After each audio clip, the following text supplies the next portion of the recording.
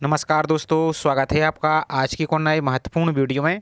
तो आज की वीडियो हम देखने वाले हैं Madhya Pradesh public service commission यानी एमपीपीएससी के द्वारा आपकी जो खनिज अधिकारी यानी जो माइनिंग ऑफिसर रिक्रूटमेंट 2024 है, इसके ऑनलाइन फॉर्म फिलअप स्टार्ट हो चुके हैं। तो आज की वीडियो में इसके ऑनलाइन फॉर्म को फिल करने की पूरी प्रोसेस देखेंगे, कैसे आपको स्टेप बाय स्टेप फॉर्म को फिल करना है। तो कंप्लीट जानकारी इसमें हम देखने वाले हैं। तो यहाँ पर देखिए, आपके ऑनलाइन फॉर्म 31 जनवरी 2025 से स्टार्ट हो चुके हैं, जिसकी लास्ट डेट 1 मार्च 2025 यहाँ पर रखी गई है।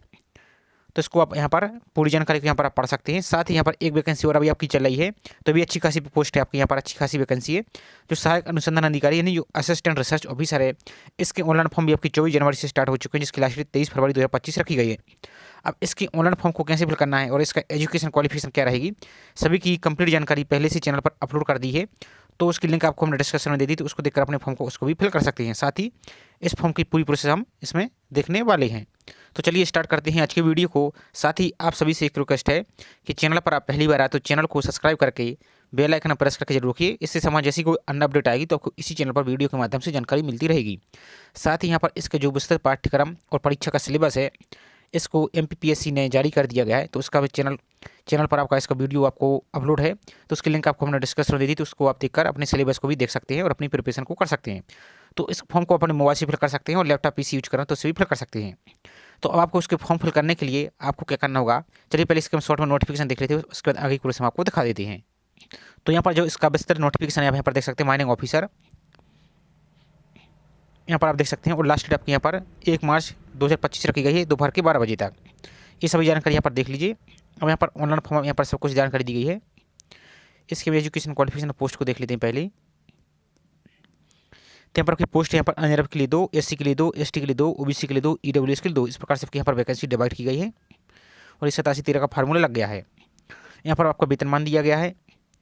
अब एजुकेशन क्वालिफिकेशन की बात करें तो आपके पास भूविज्ञान में यानी जियोलॉजी में आपके पास स्नातकोत्तर यानी पीजी डिग्री आपके पास है तो अप्लाई कर सकते हैं, या अनुप्रयुक्त भूविज्ञान यानी जो अप्लाइड जियोलॉजी है, इसमें आप एमटेक की हैं तो आप इसमें अप्लाई कर सकते हैं। ये दो बेस आपके पास हैं, तो यहाँ से अप्लाई कर सकते हैं। और एज की बात करें तो मिनिमम 21 और अधिकतम 40 साल यहाँ पर होनी चाहिए। तो इस सभी को, बाकी की सभी जानकारी को यहाँ पर आपको पढ़ लेना है अच्छी तरीक़ा से। अब आपको फॉर्म फिल करने के लिए गूगल में क्या टाइप करना है, एमपीपीएससी एमपी ऑनलाइन, इस प्रकार से आपको लिख देना और सर्च पर आपको क्लिक करना है। तो जैसे इस पर क्लिक करेंगे तो आपको जो पहली लिंक दिख रही है, यहाँ पर देखिए, एक आपको यहाँ पर mppsc.gov.in दिख रही है और एक आपको mppsc.mp ऑनलाइन इस प्रकार से आपको दिख रही है। तो इस पर आप क्लिक करेंगे तो यहाँ पर जो पहली लिंक दिख रही है इसी पर आप क्लिक करते हैं, कोई दिक्कत वाली बात नहीं है, आपको यहाँ पर पहुँच जाएगी। तो यहाँ पर जो भी कोई अपडेट आएगी तो यहाँ पर आपको देखने को मिल जाएगी, इसको आप यहाँ पर पढ़ सकते हैं। अब अप्लाई करने के लिए यहाँ पर नीचे को चले आना है सिंपल सा। तो यहाँ पर आपको जो अप्लाई ऑनलाइन दिख रहा है इस पर आपको यहाँ पर क्लिक करना है। तो इस प्रकार से एक नया पेज आपका ओपन हो जाएगा। तो यहाँ पर नीचे को आ गई, अब यहाँ पर आपको अलग अलग वैकेंसी दिख रही है, तो आप किसी भी जो आपको यहाँ पर लिंक दिख रही है इस लिंक पर आपको यहाँ पर क्लिक करना है। तो इस प्रकार से एक नया पेज आपका ओपन हो जाएगा। इस प्रकार से आपका पेज यहाँ पर ओपन हो जाएगा। अब सबसे पहले इसकी नोटिफिकेशन को डाउनलोड करने के लिए आपको जो पीडीएफ दिख रही है इस पर आपको क्लिक करके इसकी नोटिफिकेशन को डाउनलोड करके पढ़ लीजिए। उसके बाद अप्लाई करने के लिए जो पहले लिंक आपको दिख रही है इस पर आपको यहाँ पर क्लिक करना है। अब जैसे इस पर क्लिक करते हैं तो इस प्रकार से एक नया पेज आपको ओपन हो जाएगा। तो यहाँ पर आपको जो टर्म एंड कंडीशन दिख रही है इस पर आपको यहाँ पर क्लिक करना है। इसके साथ यहाँ पर जो ब्लू कलर में आपको यहाँ पर एडवर्टाइजमेंट दिख रहा है इस पर भी आपको क्लिक करना होगा, तब यहाँ पर आपका आगे बढ़े पर क्लिक होगा। तो यहाँ पर देखिए तो किस प्रकार से डाउनलोड हो जाएगा। पहले से डाउनलोड किए तो इसको हम कैंसिल कर देते हैं। एक बार आपको पहले यहाँ पर क्लिक करना ही होगा, तभी यहाँ पर आपका यहाँ पर नेक्स्ट पर आपको यहाँ पर आई एक्सेप्ट पर क्लिक होगा। तो यहाँ पर आपको रंगीन कलर फोटोग्राफ आपके यहाँ पर होना है, अपलोड होना है, और वाइट बैकग्राउंड के यहाँ पर आपकी फोटो होनी चाहिए। इसके बाद आई एक्सेप्ट पर आपको क्लिक करना है। तो इस प्रकार से नया पेज ओपन, पूरा फॉर्म यहाँ पर आपका ओपन हो चुका है। तो यहाँ पर आपको पदनाम खनिज अधिकारी माइनिंग ऑफिसर। अब अभ्यर्थी द्वारा धारत अहर्ता यानी एलिजिबिलिटी क्या है आपकी, तो यदि वो आप भूविज्ञान यानी जियोलॉजी में स्नातकोत्तर यानी एमएससी किए हैं जियोलॉजी में तो इस पर टिक करेंगे, या आप अप्लाइड जियोलॉजी से आप एमटेक किए हैं तो इस पर आप टिक करेंगे। तो ये डेमो के लिए हम आपको बता रहे हैं फॉर्म फिल करें, आपकी जो एक्चुअल जानकारी वो यहाँ पर आप फिल कीजिए। तो यहाँ पर भूविज्ञान पर हम क्लिक कर देते हैं। अब यहाँ पर आपका प्रथम नाम यानी अभ्यर्थी का फर्स्ट नाम फिल करना है। व्यक्तिगत विवरण जो हाई स्कूल की अंक सूची है, कहने का मतलब है कि जो आपकी 10th की मार्कशीट या सर्टिफिकेट उसके अनुसार ही आपको यहाँ पर फॉर्म फिल करना है। सभी जानकारी उसी बेस से आपको फिल करना है। आधार कार्ड या कोई अन्य डॉक्यूमेंट कुछ भी लिखा हो उससे कोई मतलब नहीं है, क्योंकि डॉक्यूमेंट वेरिफिकेशन आपकी 10th की मार्कशीट के अनुसार ही होगा। तो यहाँ पर आप प्रथम नाम फिल करना है और सभी जानकारी आपको कैपिटल लेटर यानी अंग्रेजी के जो बड़े अक्षर होते हैं उसमें ही आपको फिल करना है। तो यहाँ पर आपका फर्स्ट नाम फिल करना है। यदि आपका मिडिल नेम है तो यहाँ पर फिल करेंगे, नहीं तो इसको छोड़ देंगे। यदि मार्कशीट में आपका सरनेम दिया है तो उसको फिल करेंगे, नहीं तो इसको भी छोड़ देंगे। यहाँ पर अपनी कैटेगरी यहाँ पर जेंडर सेलेक्ट करेंगे, मेल फीमेल जो भी उसको सेलेक्ट करेंगे। यहाँ पर अपनी डेट ऑफ बर्थ फिल करेंगे जो कि आपके 10th की सर्टिफिकेट में दिया गया है, सेम वैसे ही आपको फिल करना है। तो इस पर क्लिक करेंगे। यहाँ पर पहले कैलेंडर को सिलेक्ट करेंगे, तो यहाँ पर पहले यहाँ पर ईयर को सिलेक्ट करेंगे। इस प्रकार से तो अपने ईयर को यहाँ पर आप यहाँ पर ईयर को सिलेक्ट करेंगे, यहाँ पर अपनी डेट ऑफ बर्थ को फिल करेंगे। यहाँ पर आपको इस समय आपको डेमो के लिए शो कर रहा है, तो इस प्रकार से आपका ये आ जाएगा। यहाँ पर अपने फादर्स का नाम फिल करना है, जैसा कि 10th की सर्टिफिकेट में दिया है वैसा ही आपको यहाँ पर फिल करना है। और एक बात और, यदि आपके नाम में, डेट ऑफ बर्थ में, मोबाइल नंबर में, ईमेल आईडी में कोई मिस्टेक हो जाती है तो आप इसको एडिट नहीं कर पाएंगे। और यदि मोबाइल नंबर आपका गलत हो जाता है तब आप फॉर्म भी एडिट नहीं कर पाएंगे, क्योंकि जब आप फॉर्म एडिट करेंगे तो आपका OTP पहले जो रजिस्टर मोबाइल नंबर उस पर OTP आता है, और जब वो OTP आप फिल करते हैं तभी आपका फॉर्म एडिट होता है। यदि आप मोबाइल नंबर ही गलत फिल कर देंगे तो उस पर OTP नहीं आएगा, इसलिए आपको ये जानकारी आपको सावधानीपूर्वक फिल करना है। यहाँ पर आपको अपना मदर्स का नाम फिल करना है। यदि आप विवाहित हैं तो यस करेंगे, तो यहाँ पर अपनी पत्नी का नाम, बच्चों की संख्या, जीवित बच्चों की संख्या, अन्य बच्चे जुड़वा है नहीं, इस प्रकार से आपको जानकारी देनी होगी। यदि आप अनमेरिड है तो नो पर यहाँ पर आप टिक कर देंगे। नेक्स्ट है, क्या आप मध्य प्रदेश का मूल निवासी है? यदि मध्य प्रदेश के मूल निवासी तो यस करेंगे, तो यहाँ पर अपनी कैटेगरी सेलेक्ट करने का ऑप्शन देखा जाएगा। अनरिजर्व है तो अनरिजर्व, SC है तो SC, ST है तो ST, OBC है तो OBC और EWS है तो EWS। यदि आप मध्य प्रदेश के बाहर के निवासी हैं, अदर स्टेट के हैं, तो नो पर क्लिक करेंगे, तो यहाँ पर आपकी कैटेगरी अनरिजर्व से यहाँ पर आप काउंट की जाएंगे। रिजर्वेशन सिर्फ मध्य प्रदेश के मूल निवासियों को ही यहाँ पर दिया जाएगा। यदि आप एस करते हैं, यदि आप OBC हैं तो OBC आएगा। अब आपको यहाँ पर यदि क्रीमिलियर में आते हैं, तो यदि आप क्रीमिलियर आते हैं तो एस करेंगे, तो यहाँ पर आपको अनरिजर्व से काउंट किया जाएगा। यदि आप नहीं आते, नॉन क्रीमिलियर में आते हैं, तो नो पर आपको टिक करना होगा। अब यहाँ पर अपनी SC ST और जो OBC के स्टूडेंट हैं तो उनके लिए अपनी जाति यानी कास्ट आपको नाम फिल करना होगा, कौन सी आपकी कास्ट है। इसके बाद आपका जो जाति प्रमाण पत्र होता है, अब ध्यान दीजिए, मध्य प्रदेश सरकार के निर्धारित प्रारूप में आपका जाति प्रमाण पत्र होता है, जो राज्य वाला वही जाति प्रमाण पत्र आपको जानकारी देनी है। जो सेंट्रल का होता है वो सेंट्रल गवर्नमेंट लगता है। ये आपकी मध्य प्रदेश की जॉब, स्टेट जॉब है, तो यहाँ पर आपको मध्य प्रदेश का जाति प्रमाण पत्र आपको लगाना है। तो यहाँ पर जारीकर्ता का पदनाम, तो जैसे यदि SDO SDM ने बनाया है तो इस प्रकार से आप यहाँ पर लिख सकते हैं, इस प्रकार से SDM लिख सकते हैं। यहाँ पर किस जिले से आपने बनवाया उस जिले का नाम यहाँ पर लिख देंगे। प्रमाण पत्र क्रमांक आप लिख देंगे, जो आपका डिजिटल जाति प्रमाण पत्र होता है, जो आपका जैसे RS से कुल मिला के आपका इस प्रकार से जो होता है वो पूरा संख्या पर आपका प्रमाण पत्र क्रमांक लिख देंगे।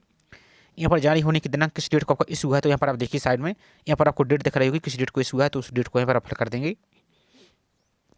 क्या अभ्यर्थी न्यूनतम 40% है, इससे अधिक दिव्यांग, यदि दिव्यांग है तो यस करेंगे, नहीं तो यहाँ पर आपको यदि आप यस करते हैं तो उसकी आपको फिर दिव्यांग का जो चिकित्सा मंडल और जारी प्रमाण पत्र है वो आपको यहाँ पर देना होगा, तो यस करना होगा। यहाँ पर दिव्यांगता का प्रकार सिलेक्ट करना होगा, कौन सा आपका प्रकार है दिव्यांगता का, इस प्रकार से आपको देना होगा। कितना परसेंटेज ये सभी आपको देना होगा। यहाँ पर सर्टिफिकेट क्रमांक आपको देना होगा। दिव्यांग प्रमाण पत्र जो उसकी दिनांक आपको फिल करनी होगी। यदि नहीं तो आपको सिंपल नो पर क्लिक करना, तो आपके ऑप्शन ये यहाँ से हट जाएंगे। नेक्स्ट है, क्या अभ्यर्थी को कभी किसी सेवा से पृथक या दंडित किया गया है, यह तो आपको नो पर ही क्लिक करना है।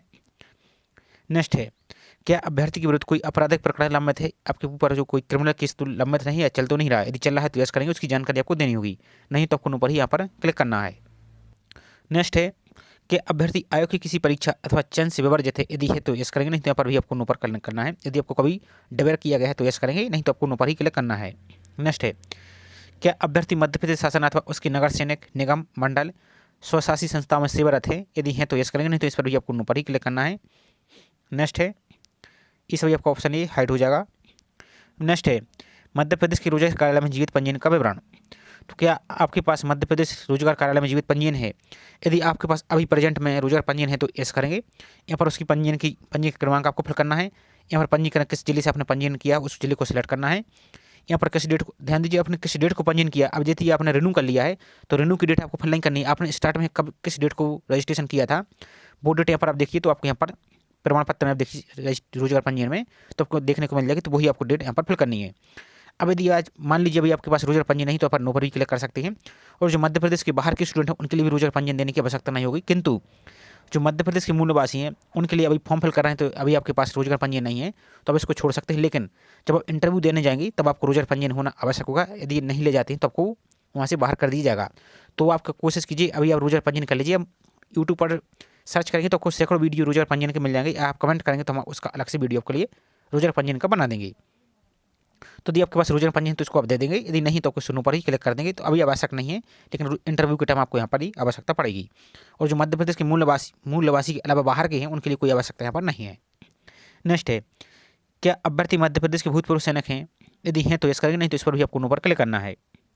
नेक्स्ट है, क्या अभ्यर्थी मध्य प्रदेश शासन द्वारा अनुसूचित जाति, अनुसूचित जनजाति एवं पिछड़ा वर्ग कल्याण विभाग की अंतरजातीय यानी इंटरकास्ट मैरिज के तहत पुरस्कृत स्वर्ण पार्टनर है? यदि है तो यस करेंगे, नहीं तो यहाँ पर भी आपको नो पर ही क्लिक करना है। नेक्स्ट है अब, क्या अभ्यर्थी विक्रम अवार्ड से सम्मानित खिलाड़ी है? यदि है तो यस करेंगे, नहीं तो यहाँ पर भी आपको नो पर ही क्लिक करना है। अब नेक्स्ट है, यहाँ पर एग्जाम सेंटर सेलेक्ट करने का ऑप्शन आ रहा है, तो यहाँ पर आपको 4 एग्जाम सेंटर दिए गए हैं। तो यहाँ पर देख सकते हैं इतने ही एग्जाम सेंटर में आपका भोपाल, ग्वालियर, इंदौर, जबलपुर में ही आपको एग्जाम यहाँ पर होने वाला है। तो पहला एग्जाम सेंटर सेलेक्ट कर लेंगे, उसका दूसरा एग्जाम सेंटर सेलेक्ट कर लेंगे, तीसरा कर लीजिए और चौथा एग्जाम सेंटर यहाँ पर आप सेलेक्ट कर लीजिए। अब नेक्स्ट यहाँ पर शैक्षणिक योग्यता की आपको जानकारी देनी है, तो यहाँ पर आपको हाई स्कूल की जानकारी देनी है। तो यहाँ पर उत्तीर्ण परीक्षा का नाम, तो यहाँ पर आप सिंपल सा हाई स्कूल भी लिख सकते हैं, 10th लिख सकते हैं। इस प्रकार से चाहें तो आप हाई स्कूल लिख सकते हैं, हाई स्कूल लिख सकते हैं, स्कूल लिख दीजिए। यहाँ पर आपका डिवीजन है CGP जो भी है उसको हमें फिल करेंगे। यदि डिवीजन है तो डिवीजन है, CGP है तो यहाँ पर आपकी विषय, यहाँ पर विषय की जानकारी देनी है। तो सब्जेक्ट तो यहाँ पर वैसे अलग से कुछ होती नहीं, तो यहाँ पर आप सिंपल सा ऑल जनरल सब्जेक्ट इस प्रकार से आप लिख सकते हैं, ऑल जनरल, इस प्रकार से आप जनरल सब्जेक्ट यहाँ पर आप लिख दीजिए। या चाहे तो सभी सब्जेक्ट की 6 विषय के आप यहाँ पर नाम लिख सकते हैं और यहाँ पर अपना परसेंटेज लिख दीजिए। यदि आपका डिवीजन है तो डिवीजन पर क्लिक कीजिए। यहाँ पर अपना पूर्णांक, जैसे आपका 600 था तो 600, यहाँ पर कितने प्राप्तांक प्राप्त हुए, यहाँ पर आपका परसेंटेज आ जाएगा। यहाँ पर आपका डिवीजन सेलेक्ट करना है, किस डिवीजन से पास हुए हैं, यहाँ पर बोर्ड का नाम लिख देना है। तो यहाँ पर जैसे MP बोर्ड वाले तो इस प्रकार से आप MP बोर्ड लिख सकते हैं, MP बोर्ड भोपाल, इस प्रकार से आप लिख सकते हैं। यहाँ पर आपको सही से लिखना है, इसे हम आपके डेमो के लिए दिखा रहे हैं, इस प्रकार से आपको सही लिखना है। यदि आप अदर स्टेट के हैं तो आप अपनी बोर्ड का नाम लिखेंगे, CBSE हैं तो CBSE। यहाँ पर उत्तीर्ण वर्ष आप किस साल में अपने 10th पास की है, आप मार्कशीट पर देखिए आपको लिखा दिख जाएगा। यहाँ पर रोल नंबर, आपको प्रमाण पत्र क्रमांक, रोल नंबर आपको यहाँ पर फिल कर देना है। इसी प्रकार से आपको 12th की जानकारी देनी है, तो यहाँ पर आप हाई स्कूल भी लिख सकते हैं, इंटरमीडिएट भी लिख सकते हैं। यहाँ पर वही आपका डिवीजन है CGP जो है वो है लिख देंगे। अब यहाँ पर अपने सब्जेक्ट का नाम फिल करना है। तो आपके 12th में कितने सब्जेक्ट रहे, जैसे आपके 5 सब्जेक्ट रहे समझिए, तो यहाँ पर पूरी सब्जेक्ट को यहाँ पर लिख दीजिए। जैसे फॉर एग्जाम्पल हम आपको दिखा देते हैं इस प्रकार से, हिंदी। अब आप एक बात और, आपको बीच में इस प्रकार से कॉमा नहीं लगाना है। इस प्रकार से आपको ये जो आपको हमने कॉमा दिखाई, एक कॉमा आपको नहीं लगाना, नहीं तो आपका फॉर्म यहाँ पर सबमिट नहीं होगा। आपको बिना कॉमा के ही आपको यहाँ पर फिल करना होगा, सिर्फ आपको कॉमा नहीं लगाना, आपको स्पेस दे देना है और आपको फिल कर देना जितने आपके सब्जेक्ट हैं। इस प्रकार से आप लिख दीजिए, हिंदी इंग्लिश जो भी आपके रहे हैं इस प्रकार से आपको लिख दीजिए। फिजिक्स, केमिस्ट्री, बायोलॉजी या मैथ जो भी आपका रहा उसको इस प्रकार से आप फिल कर दीजिए। यहाँ पर अपने पूर्णांक दे देना है, कितने नंबर का था, जैसे 500 था तो 500 या जो भी आपका था उसको यहाँ पर लिखेंगे।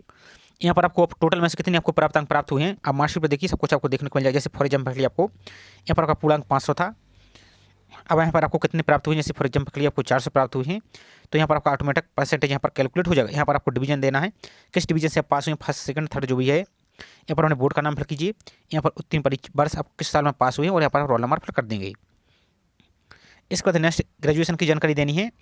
तो ग्रेजुएशन में आपको यहाँ पर सेलेक्ट करना होगा, BE की है या BSc जियोलॉजी में की है या BTech की है। जैसे BSc जियोलॉजी में की है तो यहाँ पर सेलेक्ट करेंगे। यहाँ पर आपका परसेंटेज डिवीजन था या CGPA था, जो भी था आपको यहाँ पर CGPA था।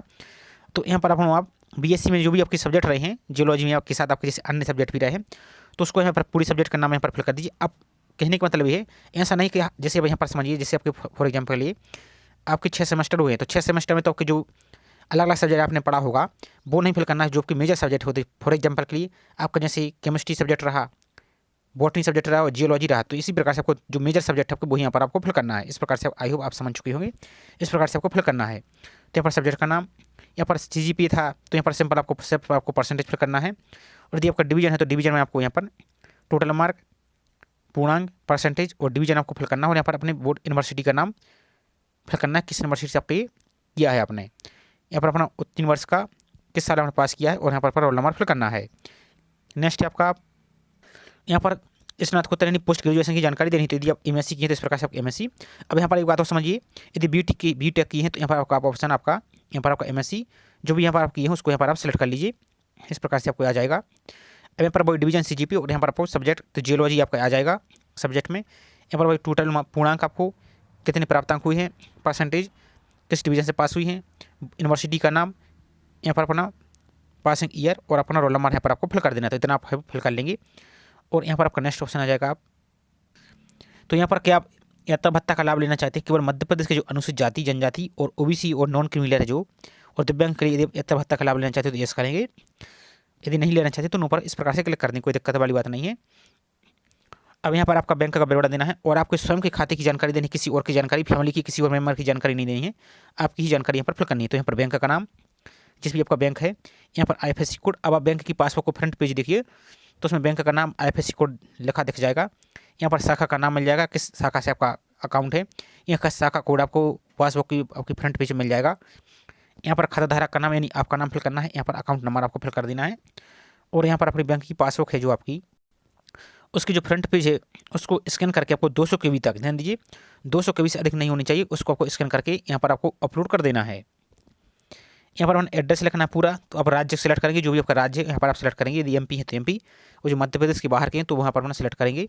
इस प्रकार से आपको यहाँ पर सेलेक्ट करना है, आपको पूरी लिस्ट मिल जाएगी। यहाँ पर अपने जिले का लिस्ट मिल जाएगा, जो भी आपके जिला है उसको यहाँ पर आप सेलेक्ट कर लेंगे। यहाँ पर अपना पूरा एड्रेस आपको लिखना है, पूरा एड्रेस कंप्लीट एड्रेस आपको लिखना है, यहाँ पर अपना पिन कोड लिख देना, और यहाँ पर लैंडमार्क कोई पहचान आपका है उसको भी आपको यहाँ पर लिखना अनिवार्य होगा।